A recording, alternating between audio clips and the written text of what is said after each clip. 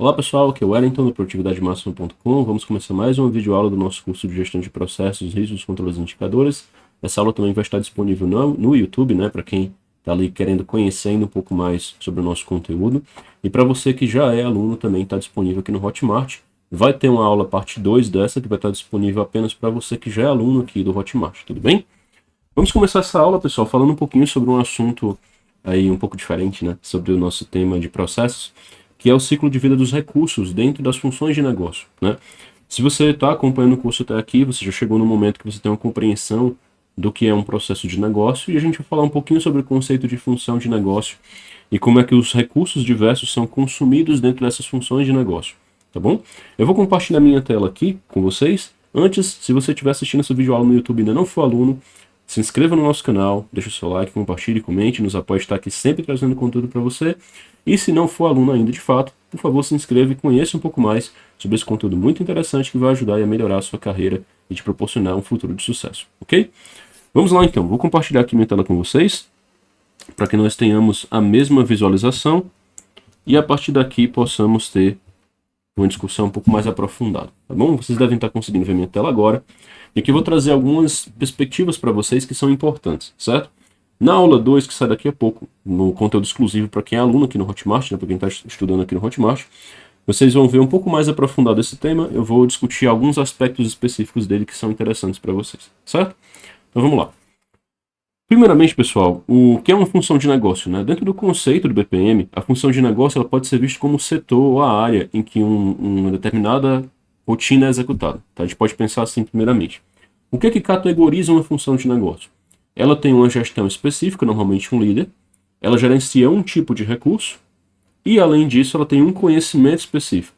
Tá? E a gente vai falar sobre essa questão dessas três divisões especificamente lá na nossa aula dos alunos aqui do Hotmart, tá bom? Nessa aula agora que vocês estão assistindo comigo, vamos falar especificamente das funções, na verdade, do ciclo de vida dos recursos dentro das funções de negócio. Vocês podem ver aqui nesse meu slide que nós temos a figura dos setores, né? Os setores, por assim dizer, das funções de negócio de vendas, financeiro, logística e RH, tá? Eu tenho aqui um processo amarelo, né? Que ele está saindo de vendas, passando pelo financeiro e vai até a logística. E tem um processo também de uma cor roxa, né? Que ele está vinculando aqui as áreas de RH e de logística, né? Entre eles, eu tenho a figura do handoff, o passe, né? Que é quando um processo ele sai de uma função de negócio e vai para outra função de negócio. Esse handoff tem uma característica muito específica que a gente vai falar daqui a pouquinho também lá na aula para os alunos, tá bom? Eu já vou explicar para vocês, então se você está assistindo a aula agora, espere mais um pouquinho que você vai ver daqui a pouquinho o que significa isso, tá bom?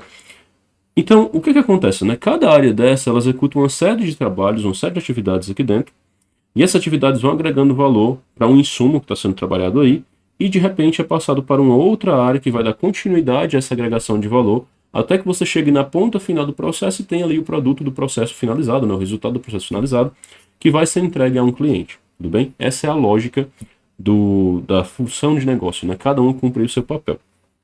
Agora é importante compreender que para as funções de negócio funcionarem adequadamente, ela precisa de determinados tipos de recursos, né? E aqui eu trouxe exemplos de 4 para vocês, com o ciclo de vida de cada um deles, para a gente compreender um pouco melhor o que isso significa, tá bom? Aqui na minha esquerda vocês vão ver que o ciclo de vida ele sempre passa por 5 fases, certo? Planejamento, aquisição, incorporação, gestão e desincorporação, tá? Esse ciclo de vida do recurso, né, como vocês podem ver depois lá no CBOC da BPMP, também fala, né, sobre essa questão por lá, você vai observar que ele tem uma lógica de entrar um recurso dentro de um setor, que talvez você queira chamar de insumo, por exemplo, também é uma forma de você enxergar, tá? Mas eu prefiro usar o termo recurso, porque não necessariamente é a matéria-prima. E esse recurso ele é trabalhado dentro da função de negócio e depois ele sai daquela função de negócio para um outro tipo de entrega, que pode ser uma entrega final ou pode ser uma geração de valor para uma outra área, tá? Então vamos começar aqui, por exemplo, com o setor de vendas, né? Com a função de negócio vendas. Aqui em vendas, tudo vai começar com o nosso planejamento. Por sinal, o planejamento vai se repetir em todas as 4 funções de negócio, tá? Planejamento comercial, financeiro, logístico e de RH. Comecei a planejar a minha estratégia comercial, né? Definir ali como é que eu vou atrás do meu cliente B2C, como é que eu vou atrás do meu cliente B2B, as parcerias que eu vou formular, as ações que eu vou executar, como vai ser minha publicidade, meu portfólio de produtos, minha precificação, minha apresentação, minha colocação. Tudo isso eu vou começar a pensar no meu planejamento comercial, tudo bem? Feito isso, o que é a aquisição do recurso? O que é o recurso fundamental para a área comercial? O que permite que a área comercial execute as suas rotinas adequadamente? É o cliente, né? Então, a área comercial, ela gira em torno de adquirir clientes e trabalhar esses clientes, certo? Então, ele é o recurso da área comercial. O cliente, na hora que ele é adquirido, né, ou seja, você tem uma ação de captação de cliente, você vai ter a aquisição do recurso ocorrendo dentro da função de negócios da área comercial ou área de vendas, como você preferir chamar. Tudo bem?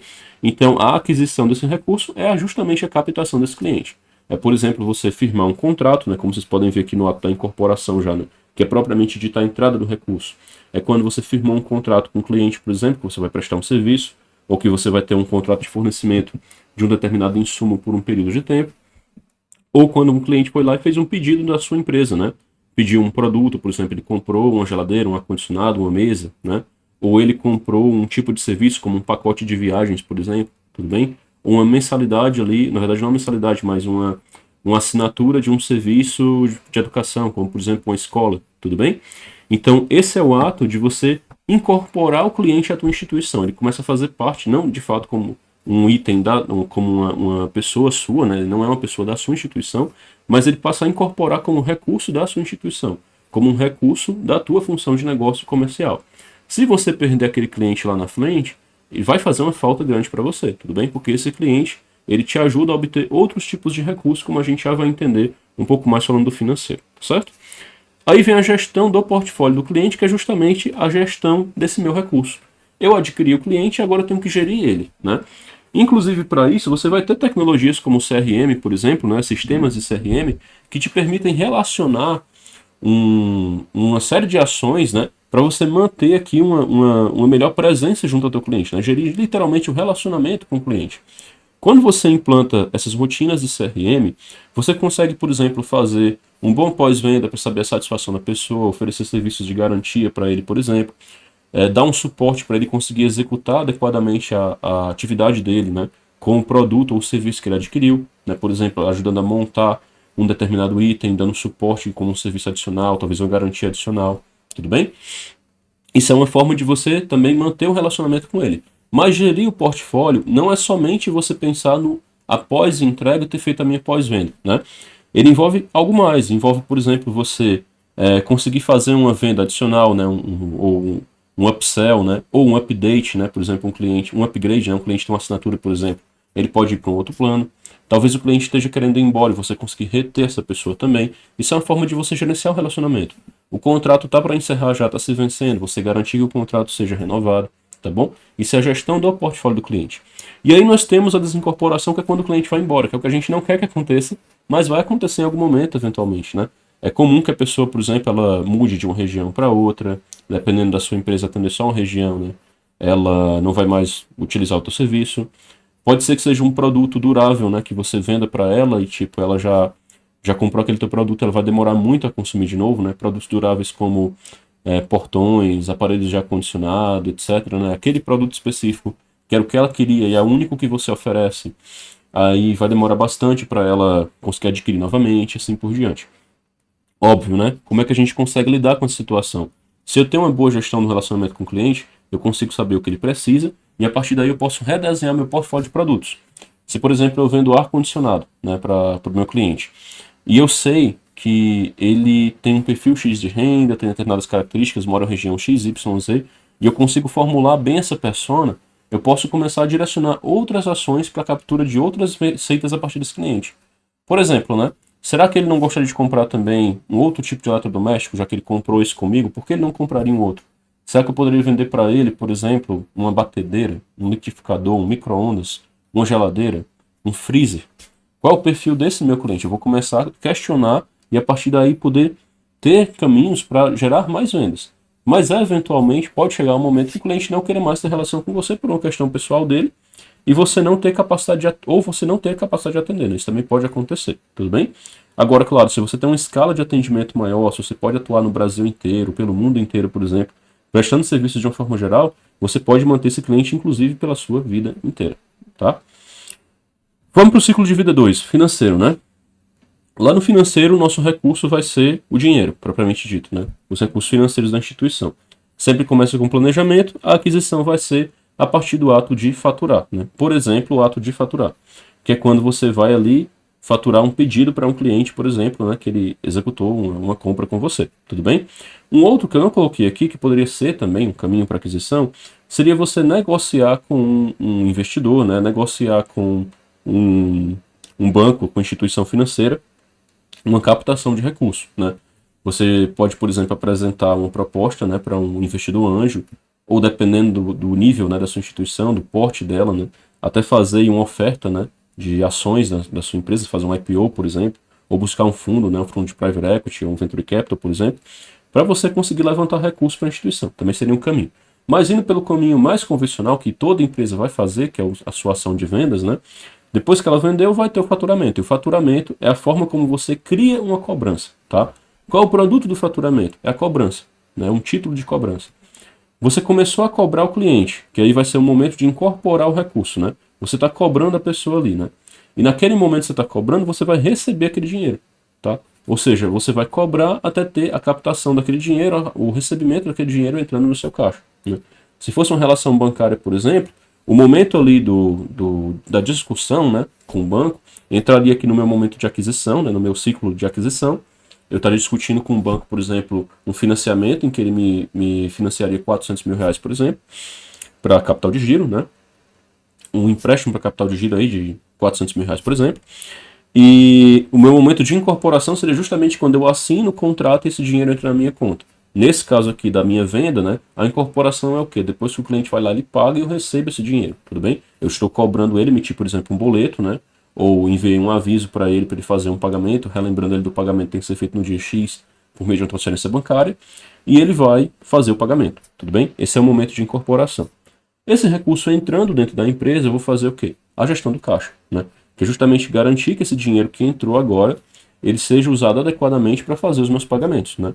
Então, a gestão do caixa, ela vai permitir que eu consiga ter os recursos no momento correto para pagar fornecedores, tributos, funcionários e assim por diante, tudo bem? Então, feita a gestão do caixa, a desincorporação ela acontece quando? Justamente quando eu pago essas pessoas e o dinheiro está indo embora, tudo bem? Paguei a minha folha, né? Aquele dinheiro que entrou por meio de uma venda, agora ele está saindo, né? Paguei um tributo, a mesma coisa. Paguei um fornecedor, a mesma coisa. Paguei um parceiro, né, comercial, por exemplo, também aconteceu a mesma coisa. E assim por diante, né? Então, o ato de pagar é a desincorporação do recurso. O recebimento dele é a incorporação, né, que acontece por meio da cobrança no ato de venda. E a desincorporação é justamente o pagamento, que é quando o dinheiro está indo embora da instituição. Logística, né? Nós temos aqui o planejamento logístico, ele tem muitas possibilidades. Depende também do conceito que você está trabalhando, né? Sua logística na empresa, talvez, ela cuide só da parte de transporte, né? Às vezes a empresa chama assim. Tem outras empresas que já tratam a logística com todo o supply chain, né? Desde a compra até a entrega. Tem empresas que pensam somente na parte de entrega, não envolve tanto o recebimento, a área logística, né? Então depende do conceito. Aqui, para simplificar, eu estou pegando só uma parte da logística, especificamente nas compras e na gestão do estoque, tudo bem? Estou indo somente até aí, não estou indo até o transporte. A gente poderia pensar também nessa logística de saída que envolveria o transporte. Aqui eu não estou pensando nisso, estou pensando na logística de entrada. Vide lá a cadeia de valor, né, nos slides iniciais do curso, que você vai entender um pouco mais sobre isso, ok? Então vamos lá. Temos o planejamento logístico, esse é o ponto inicial. Depois disso nós temos a compra do produto, né, do item diverso que quer levar para o seu estoque. Essa compra é o momento da aquisição. O recebimento do item é a incorporação dele. É você fazer o recebimento físico e fiscal. O que é a diferença do físico e do fiscal, né? Digamos que você comprou várias garrafas dessa aqui, né? Esse tipo de garrafa aqui, certo? Você mantém aí a água gelada por um tempo, um tipo de garrafa térmica, né? Digamos que você tenha comprado 1000 garrafas dessa. O teu fornecedor chegou e entregou as 1000 garrafas. Quando ele entrega, ele também te entrega uma nota fiscal daquela compra, tudo bem? Então, o recebimento fiscal, você dá o aceite na transação fiscal, o aceite na nota fiscal, confirmando que, de fato, aquela transação de compra aconteceu, tudo bem? Porque se isso não acontecesse, qualquer instituição poderia sair faturando para os outros, né? Para um cliente, por exemplo, dizendo que vendeu tal coisa e que, de fato, não fez aquela venda. Você tem que fazer o aceite fiscal daquela transação. Então, na hora que eu recebo fiscalmente, eu estou fazendo o quê? Eu estou dando um ok para a Receita, no caso estadual, né? Ali para a Cefaz, que eu, de fato, concordo com aquela compra. Eu fiz aquela compra e estou aceitando ela entrar dentro da minha empresa. Ok? Isso é o recebimento fiscal. O recebimento físico é quando o produto, de fato, entra no estoque. Então, num contexto normal, o que é que vai acontecer? O fornecedor chega na empresa, né? Caso a nota não tenha sido enviada antes, ele entrega a nota na hora. A recebedoria fiscal, a pessoa do fiscal vai receber aquela nota, né? Vai fazer uma conferência inicial. Aí, se você já fez o curso até a parte de controles, que talvez você ainda não tenha chegado nessa parte, você vai entender um pouquinho do que é o three-way match. Caso ainda não tenha feito, né, vai um pouco mais para frente que você vai compreender um pouco mais sobre isso. E basicamente, se você tiver ali uma separação, que é a melhor prática, né, entre a recebedoria fiscal e a recebedoria física, você vai ter uma contagem cega, né, que a pessoa que vai receber fisicamente o item vai fazer uma conferência cega daqueles itens para ver o que chegou e depois vai checar os itens com a pessoa ali, vai entregar essa informação para a pessoa de sabedoria fiscal, que vai fazer uma checagem entre nota fiscal e conferência cega e o pedido, né? E se as três informações estiverem ok, que é um three-way match, né?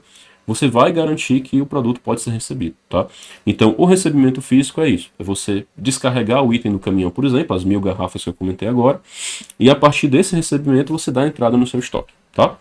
Então, temos essas duas diferenças. Aqui no caso, falando do recebimento do item, fisicamente falando, seria a incorporação do recurso, né?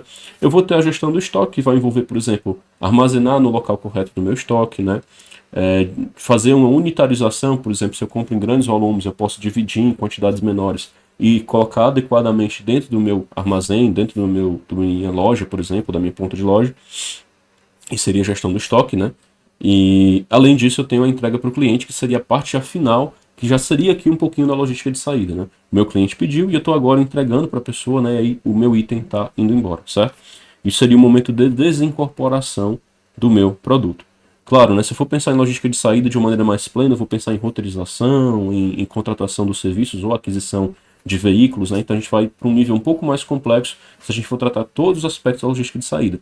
Mas a desincorporação do meu produto, ela acontece na hora que eu vou entregar esse item que eu adquiri para o meu cliente, tá? Ou que ele vai ser consumido em um serviço, por exemplo, né? Eu adquiri para construir uma casa, X metros cúbicos de areia, né? Aquela areia vai ser consumida em um determinado momento e quando ela for sendo consumida, vai sendo que feita a desincorporação daquele recurso que foi adquirido. E por último, né, o RH, nós temos o planejamento de pessoas, né, de RH. O recrutamento e a seleção é a aquisição daquele recurso, né, que é o ser humano que vai ali trabalhar com você, que é a mão de obra, né, a gente pode pensar assim, ao invés da pessoa propriamente dito, que é um conceito estranho, né, mas sim que o trabalho daquela pessoa está sendo adquirido por meio do recrutamento e seleção. Temos então a incorporação da pessoa, que é quando ela vem fazer a sua admissão, né, entrega a documentação, é feito o social, ela assina tudo direitinho, tudo ok, e aí ela começa a trabalhar com você, né, e vem a gestão de pessoas que envolvem uma série de rotinas, como por exemplo férias, controle de assiduidade, de pontualidade, controle de absenteísmo, né? A pessoa coloca atestado, por exemplo, por alguma razão.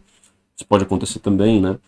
Vai envolver movimentações horizontais, movimentações verticais dentro da empresa. Enfim, então uma série de situações que vão acontecer. E aí você vai ter o desligamento daquela pessoa, né? O que vai acontecer na grande maioria dos casos. A pessoa não fica com você a vida inteira na empresa. O normal é que ela passe um tempo e depois ela vai embora. Ou porque ela não está mais entregando resultado e você teve que retirar ela da empresa, ou porque aquela pessoa achou uma oportunidade interessante, ou ela está mudando de local na cidade dela, né? Ou ela está mudando de opção de vida, ela quer fazer uma outra coisa da vida, e ela vai embora e não fica mais com você, ela se desliga. Essa seria aí a desincorporação desse recurso da sua empresa, tudo bem? Então, sempre que você pensar em função de negócio, pense nisso, que a gente comentou aqui agora, né?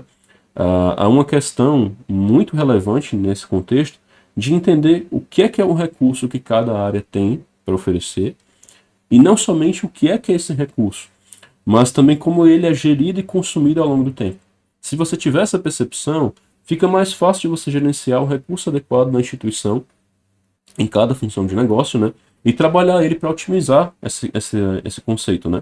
Se, por exemplo, eu entendo, né, que a minha compra é o recurso principal, né, meu item recebido é o recurso principal da logística, então eu vou dar uma atenção especial para esse recurso.